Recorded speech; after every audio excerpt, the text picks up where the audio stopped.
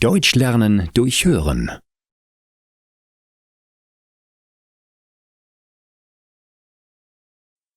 Schlaflosigkeit.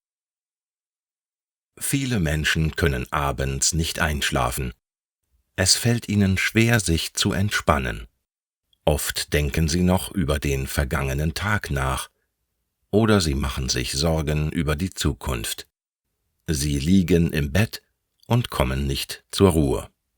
Wenn sie müde genug sind, schlafen sie endlich ein. Manchmal träumen sie dann schlecht und wachen mitten in der Nacht wieder auf. Dann liegen sie wieder stundenlang wach. Das nennt man Schlaflosigkeit. Ich glaube, jeder von uns kennt schlaflose Nächte. Meistens ist die nächste Nacht aber wieder gut. Wenn die Schlaflosigkeit längere Zeit andauert, gehen manche Menschen zum Arzt. Der verschreibt dann Schlaftabletten. Hier muss man aber vorsichtig sein, denn diese Medikamente können süchtig machen. Viele Leute benutzen daher natürliche Hilfsmittel, um besser schlafen zu können.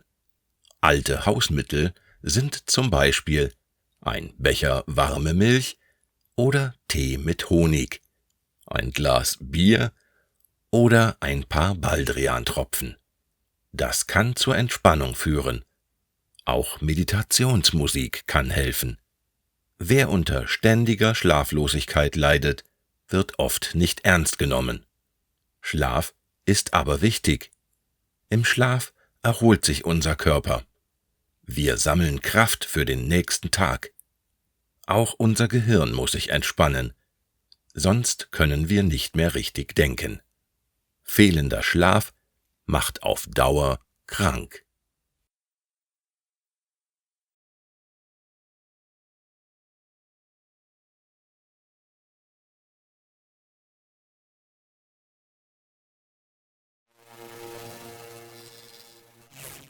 Deutsch lernen durch Hören.